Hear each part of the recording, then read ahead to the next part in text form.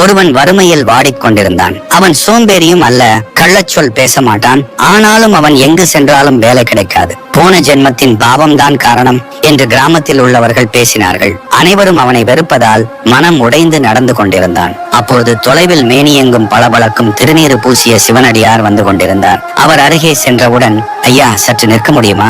ஒரு சந்தேகம் என்று அவன் கேட்டான். அடியார் புன்னகையுடன், என்ன கேள்வி மகனே என்றார். தாங்கள் உடல் முழுவதும் இந்த சாம்பலை ஏன் பூசுகிறீர்கள்?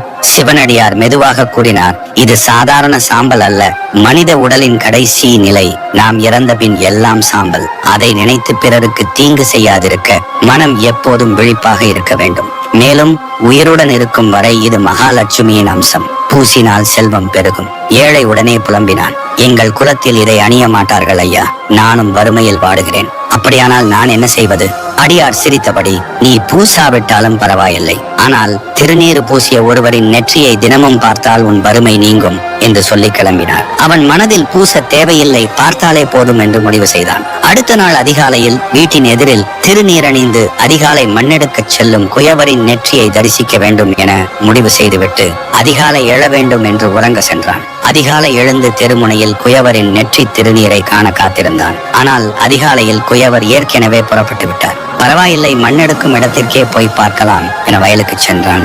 நாம் மண்ணெடுக்கும் இடத்திற்கே சென்று அவரின் நெற்றி விபூதியை தரிசனம் செய்யலாம் என எண்ணியவாறு வயலை நோக்கி நடந்தான். குயவர் நெற்றி நிறைய விபூதியுடன் மண்ணை தோண்டிக் கொண்டிருக்கும் போது எதிர்பாராத விதமாக புதையல் பானை அவருக்கு சிக்கியது. அந்த தங்க பானை புதையலை கண்டு அதிர்ச்சியும் மகிழ்ச்சியுடனும் இதை எப்படியாவது வெளியில் யாருக்கும் தெரியாமல் வீட்டுக்கு கொண்டு சென்று விட வேண்டும் என்று எண்ணினார். ஆனால் பானை இருவர் சேர்ந்தால்தான் தூக்க முடியும் என்ற அளவிற்கு எடை கனமாக இருந்தது.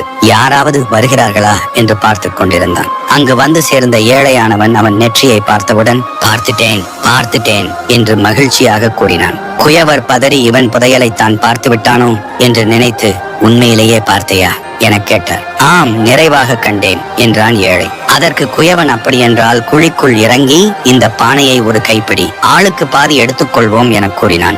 ஏழைக்கு அப்பொழுதுதான் உண்மை விளங்கியது. அப்போது சிந்தித்தான், நெற்றியை பார்த்ததற்கே தங்கம் பாதி கிடைத்தது. இன்னும் நாம் பூசினால் என்னென்ன நன்மைகள் கிடைக்கும் என்று தன் குல வழக்கத்தை தள்ளி வைத்துவிட்டு திருநீற்றை பூசினான். திருமூலர் சொல்வது போல, திருநீறு பூசினால் நோய், வறுமை, பில்லி சூனியம் அகலும். அழகு, ஞாபகம், புத்தி கூர்மை, ஞானம், சிவபதம் அனைத்தும் கிட்டும். திருநீறு வறுமையையும் பாவத்தையும் எரித்து சாம்பலாக்கும் பரம மருந்து.